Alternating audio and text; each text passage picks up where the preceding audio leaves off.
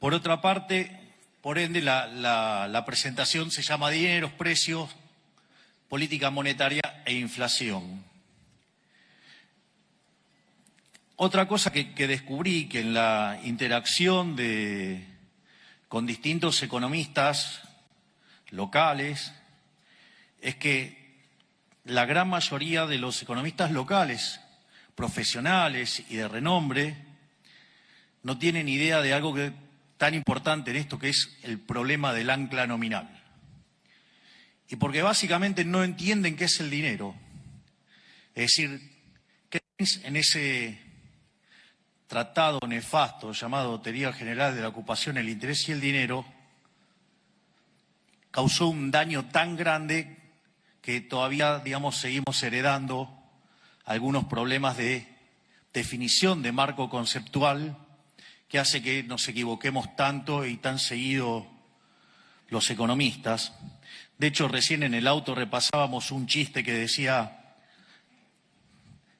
digamos, de las últimas 5 recesiones, ¿cuántas pronosticaron los economistas? 9. Digo, más allá de los chistes de esto. Entonces, digo, resulta fundamental y clave entender qué es el dinero. O sea, lo que uno se da cuenta es que discuten el problema de la inflación y no entienden qué es el dinero. Entonces, está el coloso está Federico Sturzenegger. Qué placer, que lo acabo de ver. Gracias, Federico. Entonces, básicamente lo que yo voy a hacer es una introducción sobre qué es el dinero y a partir de ahí, digamos, voy a derivar la naturaleza monetaria de la inflación, voy a desmitificar algún tipo de cuestiones que andan dando vuelta y después voy a discutir la coyuntura presente sobre el trabajo enorme que está haciendo Luis Caputo, Santiago Bausili y todo su equipo, de quien estoy verdaderamente, profundamente orgulloso.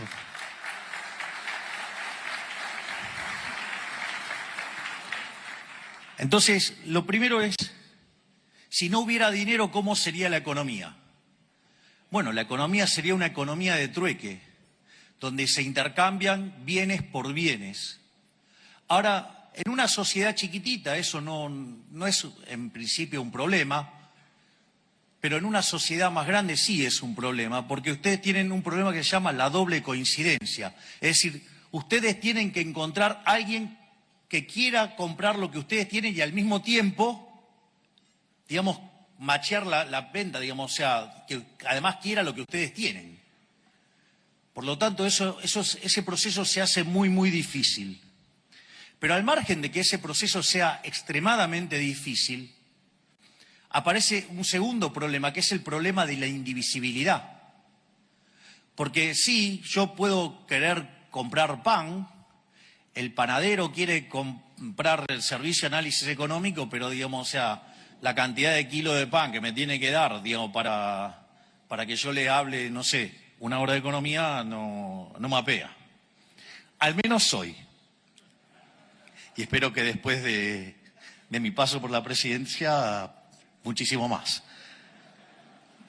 Porque tengo que seguir laburando después. Entonces, ahora, frente a esa situación, digo, el hombre no se quedó llorando. O sea, no es que se puso a llorar en un rincón, digo, y lloraba por el problema de la doble coincidencia y la indivisibilidad. Le buscó la vuelta y descubrió que había bienes que se intercambiaban muchísimo más que otros. Es decir, entonces, no es que compraba esos bienes que se intercambiaban mucho porque en principio los quería tener, sino que los adquiría para poder usarlo de medio indirecto para comprar otros bienes. Es decir, la idea del bien de intercambio indirecto. Es decir, y cuando aparece el bien de intercambio indirecto, lo que está apareciendo ahí es justamente el dinero. Es decir, ese bien que oficia como bien de intercambio indirecto, justamente ahí nos encontramos con la aparición del dinero. Entonces, por ejemplo, cuando el hombre era nómade, el primer dinero que apareció, ¿cuál era? El ganado. ¿Por qué? Porque el ganado era lo que comían y como eran nómades, les permitía moverse con el ganado. Consecuentemente, usaban el ganado como moneda. Después el hombre se volvió sedentario, entonces descubrieron que había otras formas más eficientes de utilizar dinero. Entonces, por ejemplo, una de las cosas que consumía mucho el hombre, que era el pan. Entonces, ¿qué empezaron a usar como bien de intercambio indirecto? El trigo. Entonces, no es que compraban y vendían trigo porque les interesaba el trigo per se, sino que en realidad lo usaban mucho, ¿por qué? Porque era un bien de intercambio indirecto. Ahora, no solo eso. Después, por ejemplo, digo, cuando uno dice el término salario, ¿sí? ¿Y por qué era salario? Porque básicamente se pagaba en sal. ¿Por qué era tan importante la sal? Miren, si había personas que le iba muy bien, digamos, en la antigüedad, era la gente que llevaba por todos lados que especies. ¿Por qué? Porque les permitía que tenga gusto algo la comida. ¿Ustedes se fijaron en lo que es comer la comida sin nada de condimento? Es una inmundicia. Dios se lo digo, no sé cómo es algo gracioso, pero traten de hacerlo, es una cosa horrible. En especial, fíjense que es lo que le pasa cuando se ponen a dieta. Digo, hay algunas dietas que son un poquito más complicadas, sobre todo la de gasto público. Pero bueno.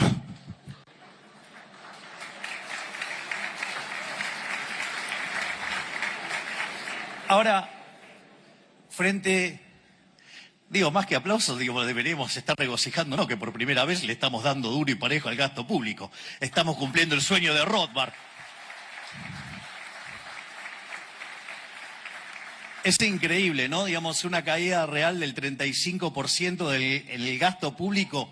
Vamos, muchachos, eso es sacar al Estado del medio. Es decir, la verdadera presión fiscal es el tamaño del Estado. Si le pegamos semejante recorte, vamos que les estoy devolviendo libertad a lo loco. Pero bueno. Es más, volviendo al tema de la sal, digo, ¿por qué la tradición de darle la sal a la otra persona, de ponerla y no dársela directo en la mano? Porque dicen que si no sería mala suerte. ¿Y cómo era el tema del pago? Digo, venía el tipo con un saco, imagínense, entonces le pagaba con un saco de sal.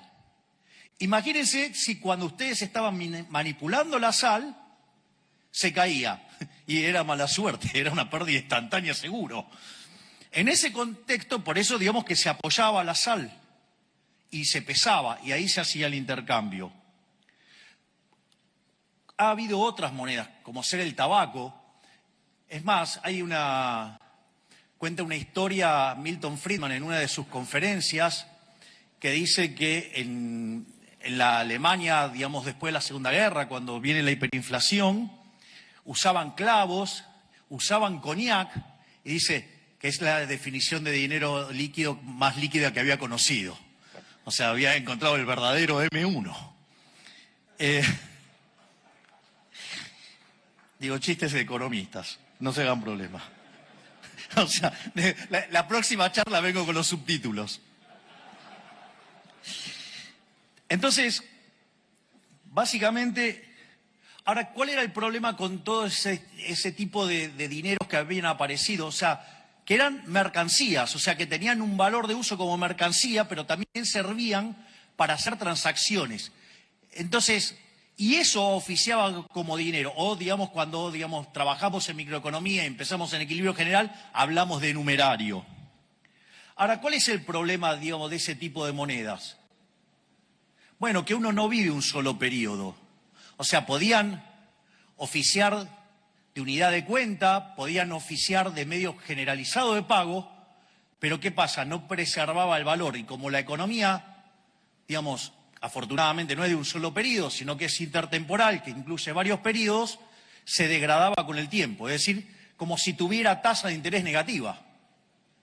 Entonces, ¿qué es lo que descubrió el hombre? El hombre buscó los metales y así es como aparecieron dos monedas, que es el oro para las transacciones grandes y la plata para las transacciones más chicas. Entonces, vean que lo más importante de todo esto, o sea, ¿para qué hago toda esta historia de por qué aparece el dinero, cómo aparece el dinero? para entender que el dinero es un bien de intercambio indirecto.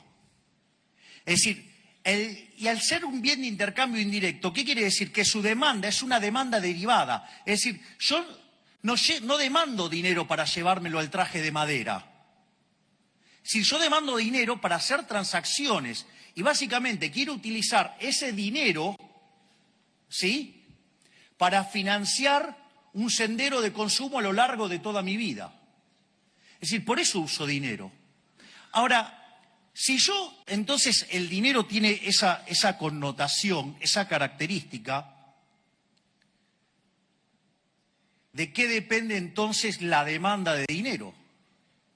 Y ahí es donde nos empezamos a encontrar con estos problemas. Porque si yo lo estoy definiendo de esta manera, la demanda de dinero tiene como contraparte el sendero intertemporal de consumo, es decir, mi programa de consumo a lo largo de toda mi vida. Ahora, y si yo me pongo a derivar la demanda de consumo de cada uno de estos bienes, que es lo que va a determinar como contraparte la demanda de dinero, ¿de qué depende esa demanda de bienes de consumo? Y en el fondo, esa demanda de bienes de consumo van a depender de lo que, en paz descanse, decía Robert Lucas Jr., que depende de los parámetros profundos. Es decir, depende de las preferencias, depende de la tecnología y depende de las dotaciones. Digo, por lo tanto, si las dotaciones están dadas, las preferencias están dadas y la tecnología, digamos, es un caso, digamos, sin que se haga alguna suposición sobre el progreso tecnológico, que digamos, también está dado y si lo quieren asumir, digamos, lo van a poner adentro del modelo.